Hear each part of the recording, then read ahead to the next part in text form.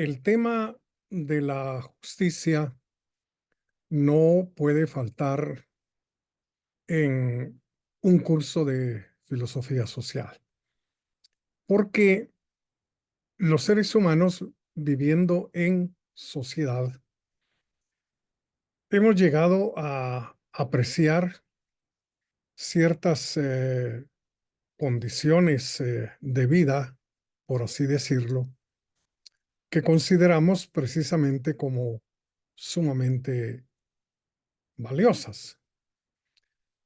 Podríamos decir que dentro de esos valores, pues podemos encontrar el bienestar y también la libertad, ¿verdad? No hay ser humano que no desee vivir una vida satisfactoria. A eso, en términos generales, le denominamos bienestar. Apreciamos mucho, entonces, una vida de bienestar, pero también una vida de libertad. Entendiendo por libertad aquí lo que Hayek nos ha enseñado como la ausencia de la coacción arbitraria. Pero otro de los grandes valores es precisamente la justicia. Es algo deseable, algo digno realmente de tener, algo con lo que tenemos definitivamente que contar viviendo en sociedad. Ahora, el término justicia, lamentablemente, hoy es llevado y traído, como decimos común y corrientemente, aplicándolo pues a diversas situaciones, circunstancias, pero desde la perspectiva de nuestro autor, la justicia solamente debe relacionarse con la acción humana. Nada más los actos llevados a cabo por los seres humanos pueden ser tipificados como justos o injustos. Esto pues significa que estos términos pues no deben realmente ser aplicados a hechos como los precios o los salarios. Los precios son altos, los precios pueden ser bajos, precios que uno puede pagar y precios que uno no puede pagar. Igualmente los salarios, hay salarios muy jugosos, mientras que hay otros que no alcanzan para mucho, o más bien para nada. Pero ni los precios ni los salarios pueden ser tipificados como justos o injustos, excepto, como dijimos, los actos llevados a cabo por los seres humanos. De modo que, aunque haya fenómenos, y de hecho los hay, tanto en la naturaleza como en la vida en sociedad, que no nos agradan, con los que no estamos de acuerdo, sin embargo, eso no nos da ninguna justificación para denominarles justos o injustos. En el ámbito de la naturaleza, por ejemplo, las inundaciones, los ciclones, los terremotos, bueno, todo ello genera efectos verdaderamente lamentables, en algunos casos terribles y mortales, pero no podemos llamar a esos hechos como algo injusto. Igual en el contexto de la vida en sociedad, ¿verdad? Si hay gente que pues se refugia en viviendas muy precarias, hay personas que viven en condiciones en las cuales apenas logran cubrir sus necesidades elementales. Pero eso no nos da pie a hablar de viviendas injustas ni de condiciones sociales injustas.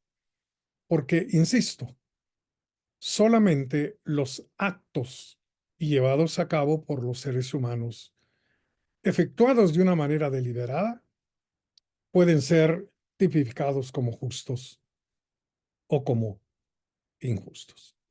Ahora, vamos a recordar aquí que dentro de la terminología en general que los seres humanos utilizamos, pues hay términos que se clasifican de un modo y términos que se clasifican de otro. Hay términos, por ejemplo, que se denominan términos descriptivos. Los términos descriptivos, como su nombre lo indica, describen la realidad. Pertenecen al ámbito del ser, por lo que nos indican cómo son las cosas. De modo que si yo digo el pizarrón es blanco, en este caso el término blanco es un término descriptivo, porque nos está diciendo de qué color es el pizarrón. Pero no todos los términos son de ese carácter. Hay términos como el término justicia que tienen un carácter normativo.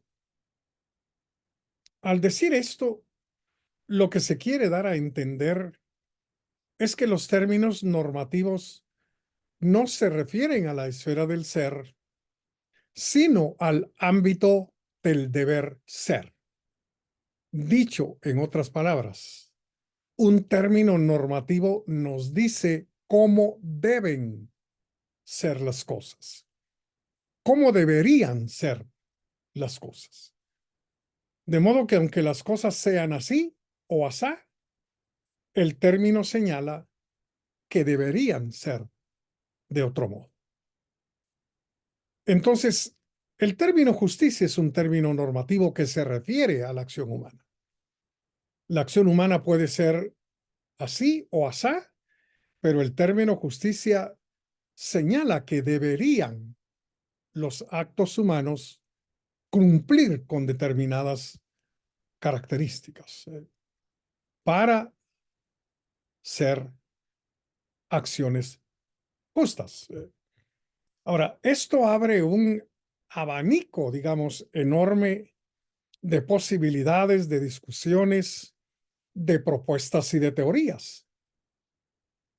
¿Cómo se hace para establecer cómo deberían de ser las acciones humanas para ser justas? ¿Quién establece esa medida? ¿Quién establece ese parámetro? ¿O de dónde surgió el parámetro correspondiente, si es que lo hay, para establecer la justicia o injusticia de las acciones humanas? Bueno, eso es lo que nos interesa aclarar a la luz del pensamiento de Friedrich August von Hayek. Ahora bien, aclaremos lo siguiente. Al ser un término normativo, es decir, al relacionarse con el deber ser, algunos han creído y creen que el término justicia no es más que la expresión de juicios de valor antojadizos. Dicho de otra manera, sostienen que el término justicia lo que revela son puros gustos personales, puros deseos y apetencias de carácter personal, por lo que no hay manera de establecer de manera clara y objetiva la justicia o injusticia de los actos humanos. Desgraciadamente, no son los seres humanos comunes y corrientes como somos todos los que piensan de ese modo. Ha habido juristas, especialistas en el campo jurídico que han sostenido esta manera de ver las cosas. Quizás el más importante de todos sea precisamente Hans Kelsen, ¿verdad? Cuya doctrina es hoy por hoy dominante en prácticamente todas las facultades de ciencias jurídicas. Hans Kelsen escribió una obra que lleva como título La teoría pura del derecho. Y precisamente el título, digamos, de esta obra ya refleja la actitud de Kelsen. Cuando él habla de una teoría pura, está hablando de una teoría sobre el derecho que no está contaminada con juicios de valor, que no está contaminada con anhelos, deseos y gustos de carácter personal, sino que simple y sencillamente toma el entramado jurídico, el entramado de leyes de cualquier sociedad, tal cual, sin preguntarse si ese entramado contiene leyes aceptables o inaceptables, leyes que permiten a los seres humanos hacer o no hacer, y por lo tanto son leyes que no tienen que ser discutidas, sino simple y sencillamente acatadas. Si a mí me gusta o no me gusta, digamos, el sistema jurídico de la sociedad donde estoy viviendo, a Hans Kelsen, pues definitivamente eso no le importa. Asegura que esa no es una manera científica de ver el derecho, ¿verdad?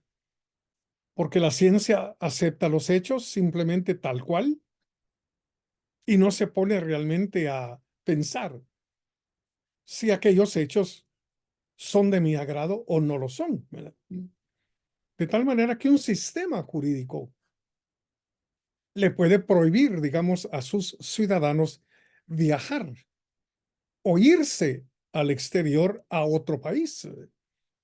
Kelsen nos dice en su doctrina, si a usted le gusta o no le gusta, eso déjelo a un lado. Lo que usted tiene que hacer es aceptar simple y sencillamente ese sistema jurídico, acatarlo, obedecerlo y punto, ¿verdad? Y menos aún tiene que ponerse a comparar ese sistema jurídico con otro, donde los ciudadanos sí son libres, digamos, de montarse en un avión, subirse a un barco y marcharse a donde quieran, pues. Usted no puede hacer esas comparaciones. No puede decir que este último sistema jurídico es superior o es mejor al anterior. Eso debe descartarse, debe quedar fuera. Esta doctrina, desgraciadamente, como dije, es dominante en las escuelas jurídicas prácticamente del mundo entero, ¿verdad? Y podemos y tenemos que decir que hay situaciones extremas a las cuales esta doctrina ha conducido. En este caso, podemos recordar perfectamente bien el juicio que se le armó en Jerusalén al criminal nazi Adolf Eichmann. Fue apresado en Buenos Aires y llevado a Israel para ser juzgado por la muerte de muchísimos judíos. En un momento del juicio, Eichmann se dirigió al jurado y les preguntó si pensaban que eran buenos ciudadanos. Por supuesto, cada uno de los miembros del jurado asintió. Se sentían, se sabían buenos ciudadanos. La respuesta de Eichmann fue la siguiente. Seguro saben que son buenos ciudadanos porque cumplen las leyes de su país. Y entonces yo no entiendo por qué me están juzgando. cuando lo único que yo hice fue obedecer las leyes de Alemania. Este extremo, digamos, muestra realmente las consecuencias verdaderamente nefastas y terribles de una doctrina jurídica como la de Hans Kelsen, que con el supuesto de perseguir un análisis científico de las leyes, evita juzgar si esas leyes conducen a comportamientos aceptables o inaceptables, justos o injustos. Trágicamente, entonces, la doctrina kelseniana es responsable, ¿verdad?, de que el término justicia muchas veces o no se tome en cuenta o simple y sencillamente se diga, ¿verdad?, que lo justo es establecido por la ley, nos guste o no nos guste esa ley, ¿verdad? Lo cual es verdaderamente terrible y lamentable para la vida en sociedad. Nuestro autor, Frederick August von Hayek, por el contrario, sostiene una teoría rotundamente diferente, ¿verdad? Hayek considera, ¿verdad?, que hay un criterio, tiene que haber un criterio, ¿verdad?, para saber cuándo las acciones humanas son justas y cuándo no lo son, ¿verdad? Hayekianamente hablando, entonces, ese criterio debe y tiene que ser de carácter impersonal, de carácter universal y de carácter general, ¿verdad? Impersonal porque no es el antojo, la gana, el gusto ni la opinión de nadie. Universal porque abarca a todos los seres humanos que viven en sociedad. Y general porque se refiere a todos los casos habidos y por haber, sin excepciones de ninguna clase. Entonces, la pregunta es, ¿cuál es ese criterio para saber cuándo las acciones humanas son justas, que es de carácter impersonal, que es universal y que es general? Es lo que intentamos aclarar a la luz de las ideas de nuestro autor. Ahora, comencemos por decir una cosa. La definición que Hayek tiene acerca de la justicia es de carácter negativo. De hecho, hay tres valores, incluyendo la justicia, que Hayek define de manera negativa: la paz, la libertad y la justicia. La paz la entiende como la ausencia de la guerra, ¿m? Ausencia del conflicto. Eso es la paz. La libertad, como ya lo vimos, la define como la ausencia de coacción arbitraria. Cuando no estamos sometidos a la voluntad caprichosa de un tercero, entonces somos libres. Y la justicia, por supuesto, es definida por Hayek de manera negativa. Y ahí tenemos su definición. La justicia es ausencia de actos violatorios de las normas de recto comportamiento. Ahora bien, este es un ideal, al igual que ocurre con la libertad, es decir, ausencia de coacción arbitraria de parte de terceros, pues es un ideal. Por eso Hayek dice, en el mundo real, esa coacción arbitraria debe de estar reducida al mínimo posible, ¿verdad? Y en relación con la justicia, tenemos que decir que pasa lo mismo, que no haya actos que violen las normas de recto comportamiento, ese es un ideal. En toda sociedad habrá siempre quienes violen esas normas. En parte porque es una característica, digamos, de toda buena ley el poder ser violada. Una ley que no se puede violar definitivamente no es ley. Y por otro lado, siempre habrá personas que piensen que violando las normas de recto comportamiento, pues no les va a pasar absolutamente nada. Si van a vivir campantes en la total impunidad. Y bueno, estas condiciones que hemos mencionado hacen que en toda sociedad haya precisamente acciones que violan esas normas de recto actuar.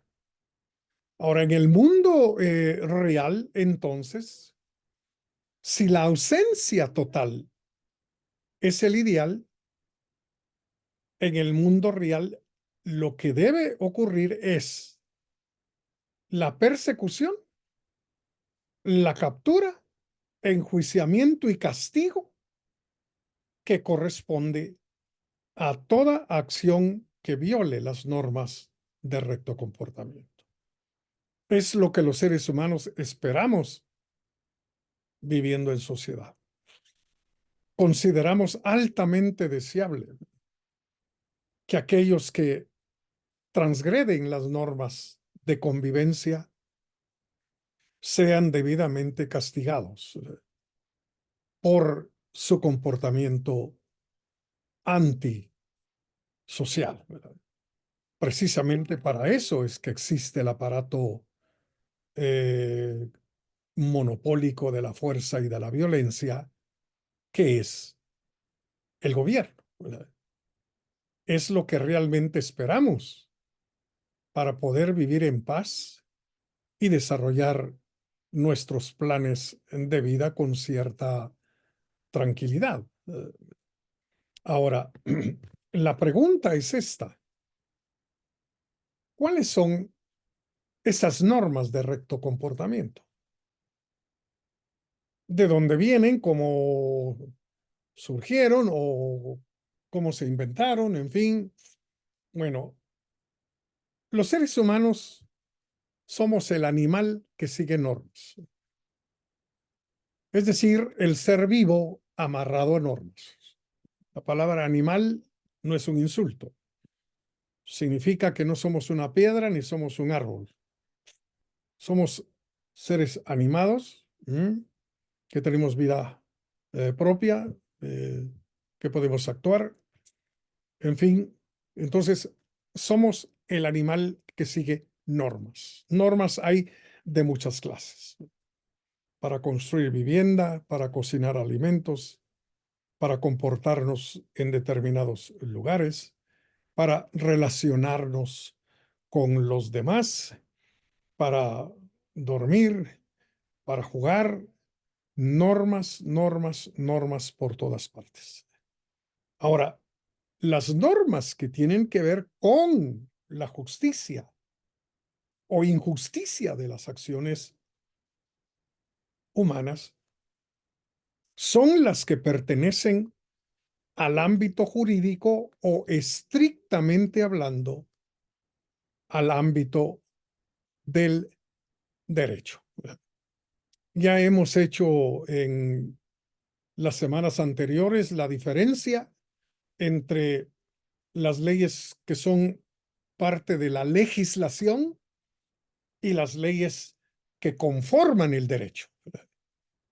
Las de la legislación, pues, son producto de las ocurrencias y los intereses políticos, en el caso de Guatemala, de los diputados que integran el Congreso de la República. Pero las leyes que pertenecen y constituyen el ámbito estricto del derecho, bueno, no son resultado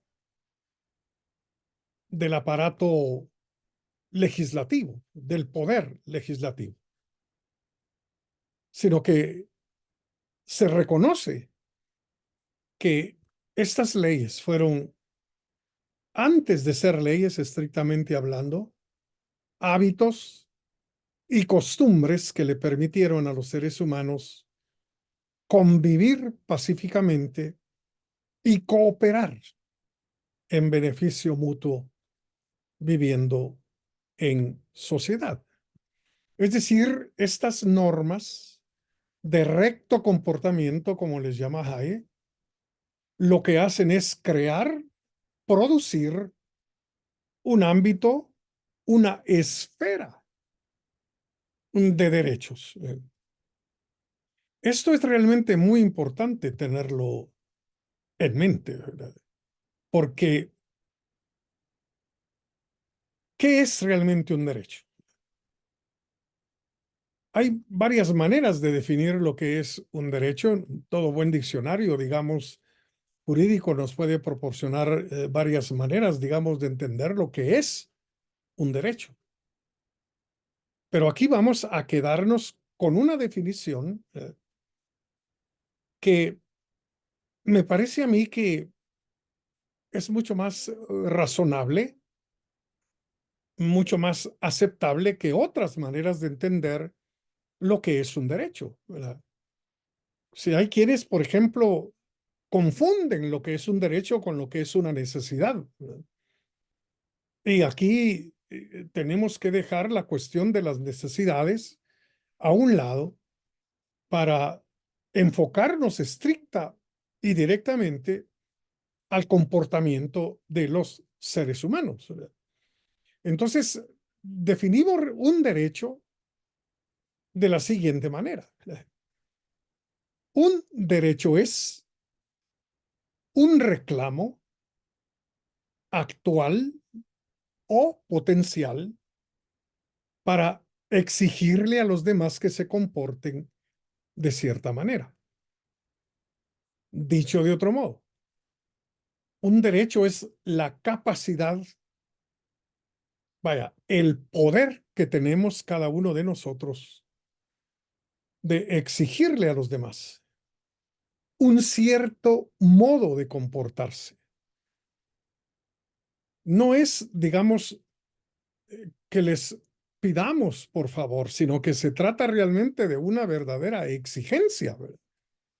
Si vamos a vivir en sociedad, esto no puede quedar, digamos, a la voluntad de la gente, si quiere o no. Ah, ah.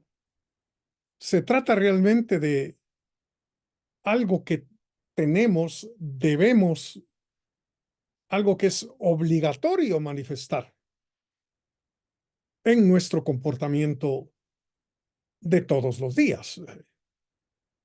Ahora bien,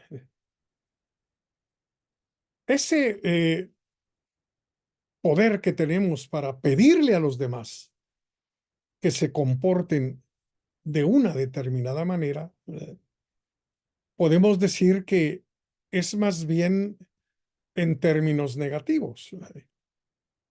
Si tenemos el poder de pedirle a los demás que no hagan, que no se conduzcan, que no se comporten de determinada manera, ¿verdad? Entonces, no es tanto que hagan ciertas cosas por nosotros, sino que dejen de hacer ciertas cosas, porque resultan lesionando nuestra persona, nuestro entorno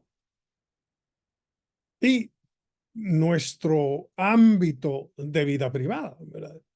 Entonces se trata de un reclamo hasta cierto punto de carácter negativo, ¿verdad? Y entendemos ahora por qué es una exigencia de carácter negativo, y es que ya no somos más una tribu, ya no somos más una docena, digamos, de seres que andan de un lado para otro sin tener un lugar fijo donde vivir, como los nómadas a los cuales hicimos alusión en una de las clases anteriores cuando analizamos la comunidad y la sociedad. No, ya no. Hoy vivimos en un orden extenso de cooperación donde no nos conocemos, ni tenemos por qué conocernos. Por lo tanto, no podemos pedirle a los demás que hagan por nosotros X, Y o Z, sino más bien para exigirles que no se comporten de determinada forma. Y esto dejémoslo en claro.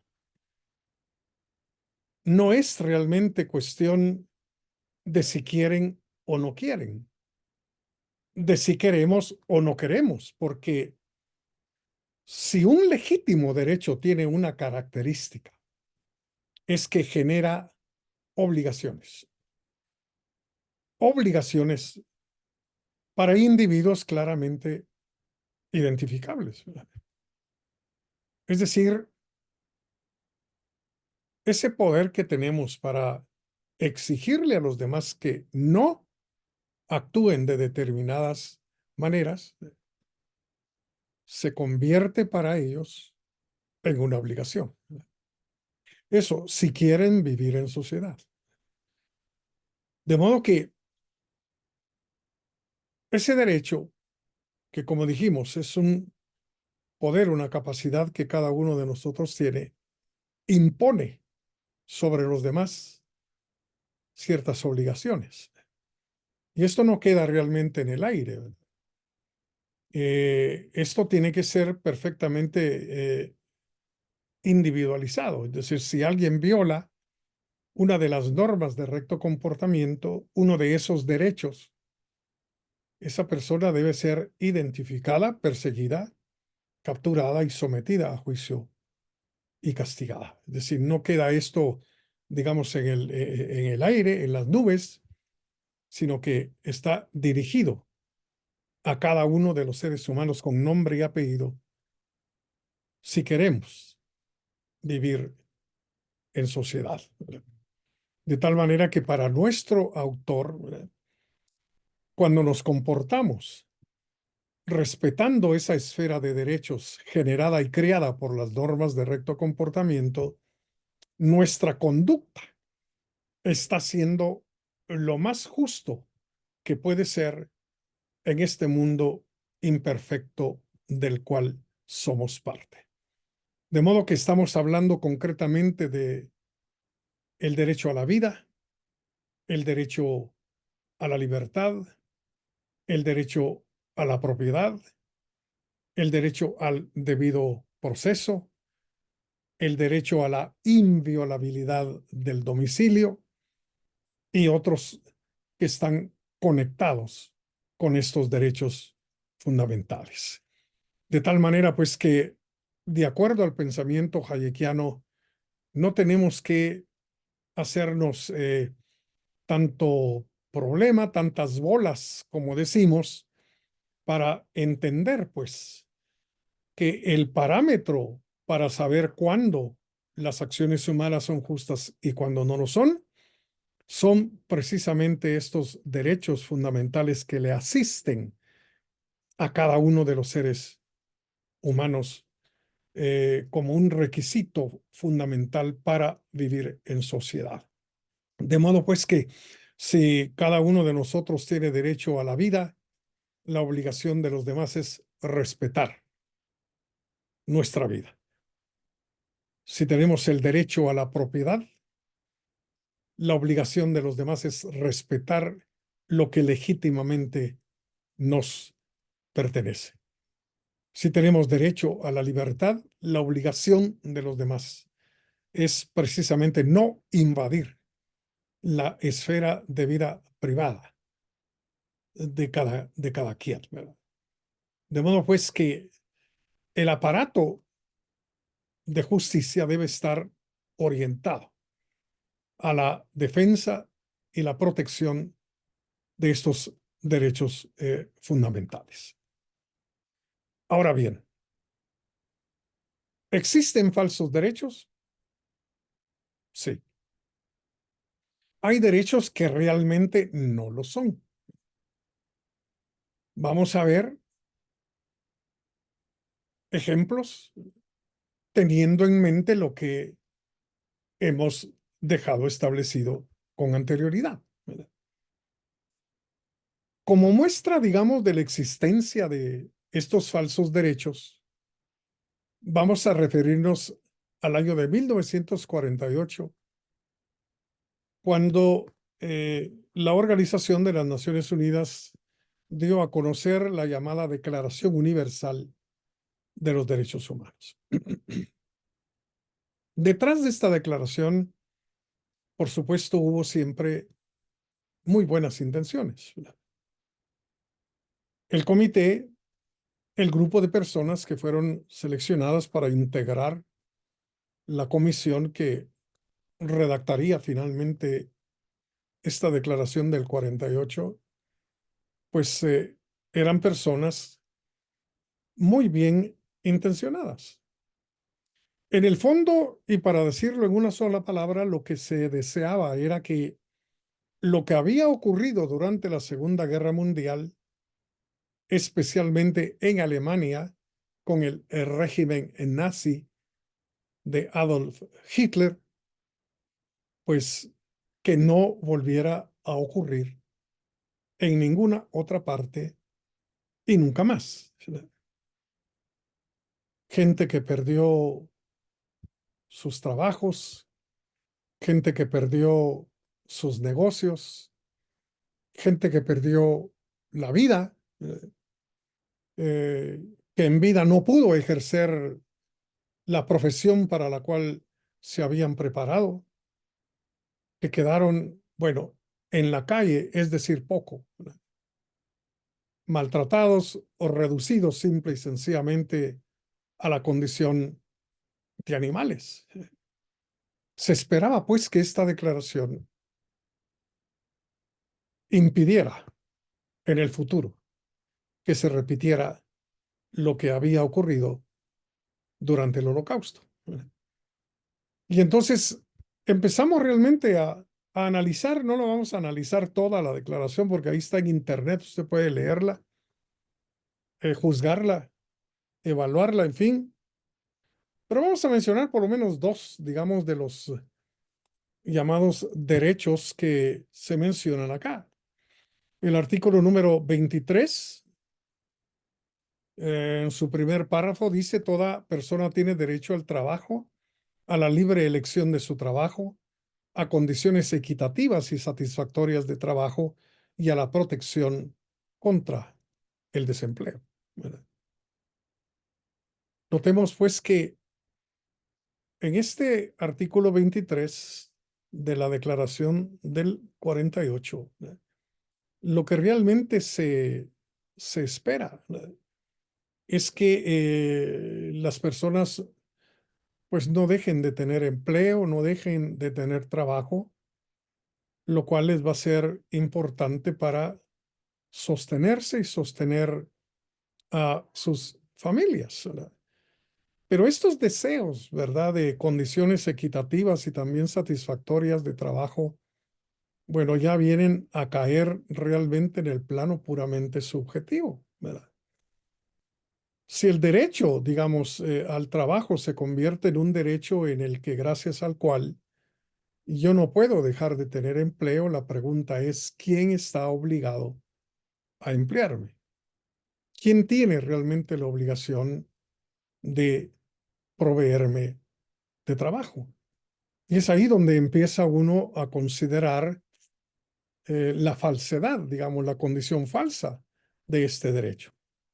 Pero el párrafo número 3, digamos, de este artículo dice: toda persona que trabaja tiene derecho a una remuneración equitativa y satisfactoria que le asegure, así como a su familia, una existencia conforme a la dignidad humana y que será completada en caso necesario por cualesquiera otros medios de protección social. De nuevo, aquí tenemos puros deseos, ¿verdad? Un pago, un salario que sea satisfactorio, ¿cuál es? ¿Cuál es la cantidad que va a resultar satisfactoria? ¿Cuál es la cantidad que debe cumplir, digamos, el salario para que uno pueda vivir conforme a la dignidad humana? ¿Qué es realmente la dignidad humana como criterio, digamos, para establecer el salario? Entonces, aquí de nuevo nos preguntamos: ¿quién está obligado a pagar salarios de esta naturaleza. No se tiene aquí en cuenta la productividad, no se tiene en cuenta absolutamente nada, sino factores como satisfacción y dignidad humana.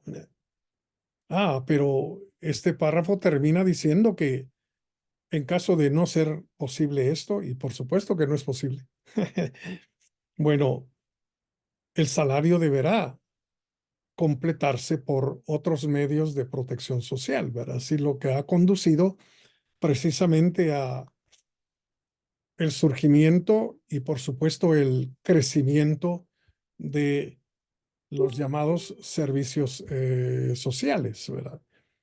Provistos precisamente por el gobierno y gracias a los impuestos pagados por los contribuyentes, digamos, entre comillas. Entonces, estamos aquí realmente ante un falso derecho, ¿verdad? Ahora veamos otro, que es el artículo número 26. Este artículo en su párrafo 1 dice, toda persona tiene derecho a la educación. La educación debe ser gratuita, al menos en lo concerniente a la instrucción elemental y fundamental. La instrucción elemental será obligatoria. La instrucción técnica y profesional habrá de ser generalizada. El acceso a los estudios superiores, es decir, a la universidad, será igual para todos, ¿verdad? En función de los méritos respectivos. Entonces, claro, la educación es una necesidad, pero aquí se le está convirtiendo en un derecho, en un reclamo, ¿verdad? Que es prácticamente ineludible, ¿no? Entonces, se asegura que la instrucción a nivel técnico, a nivel profesional, habrá de ser generalizada. Es decir, en todos los casos se debe realmente proveer, digamos, esta clase de instrucción y, por supuesto, los estudios a nivel universitario también deben permitir eh, la entrada a todos, el acceso a todos, dice en función de los méritos respectivos, pues, ¿verdad? Pero definitivamente ante lo que aquí estamos es ante un modelo que le quita a unos para darle a otros.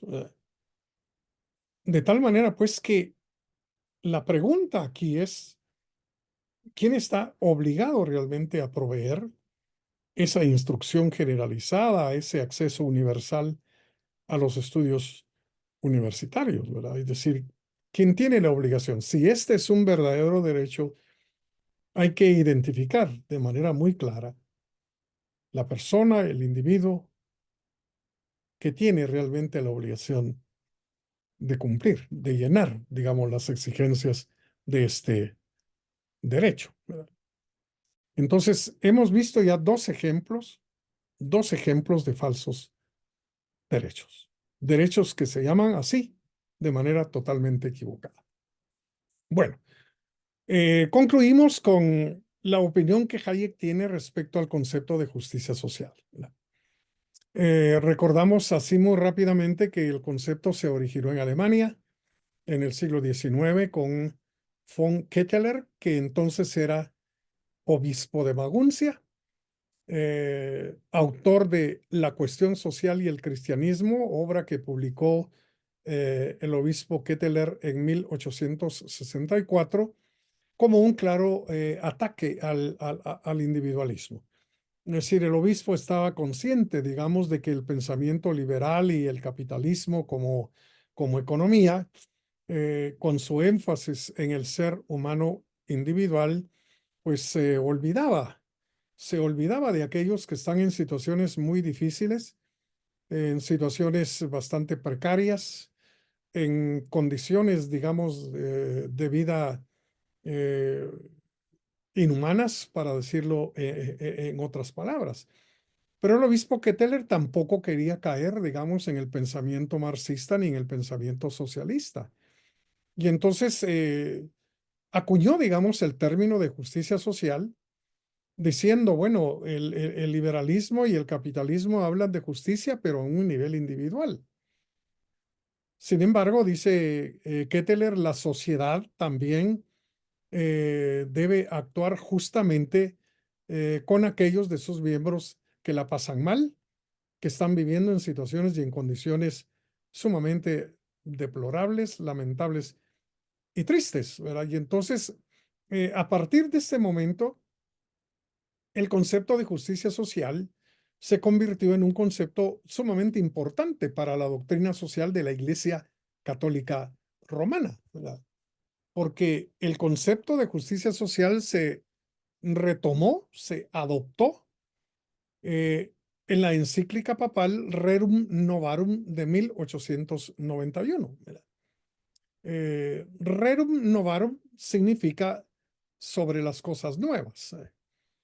Y las cosas nuevas sobre las que esta encíclica trata, pues eran cosas de las que la iglesia no se había ocupado hasta ese momento. Por eso se les llama cosas nuevas, como la cuestión de los trabajadores, la cuestión del salario, en fin, las ganancias, el dinero, etcétera, ¿no? Y entonces, esta encíclica de 1891, pues fue la puerta, por decirlo así, de entrada del concepto de justicia social al ámbito general de la doctrina social de la Iglesia Católica Romana. Hasta el día de hoy, ese término sigue siendo muy, muy, muy importante para todo lo que la Iglesia Católica Romana tiene que decir sobre la vida de los hombres en sociedad.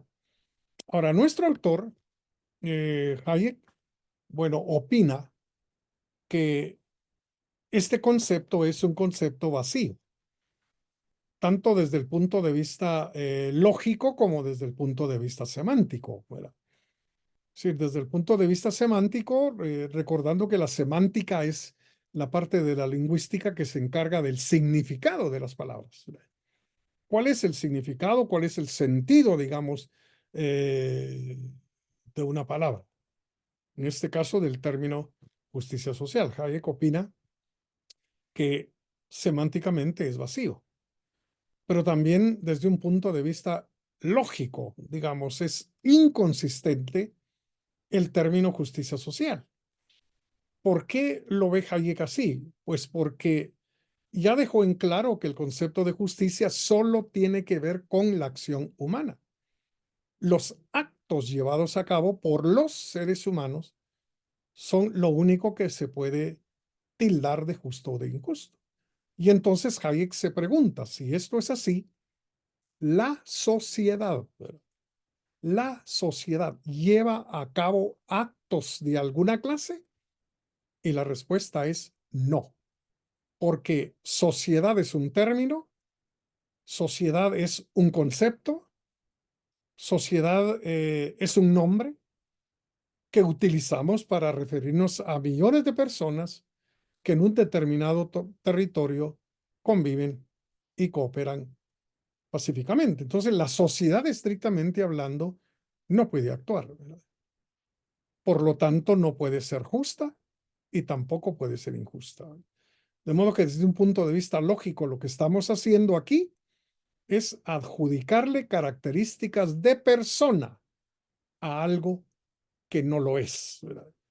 Adjudicándole características personales a algo que no es persona. De tal manera, pues, que desde la perspectiva hayekiana, justicia social es un término que no tiene sentido. Lamentablemente, Hayek dice que se ha convertido en un término muy popular, ¿verdad?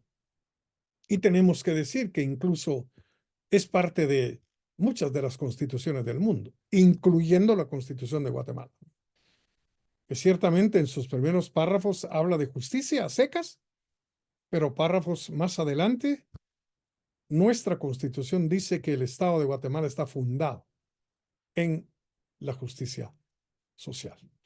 De tal manera, pues, que esa es la opinión de Hayek respecto a la justicia social. Bien, con esto llegamos al final de lo que yo quería compartir con ustedes respecto al tema de la teoría hayekiana de la justicia.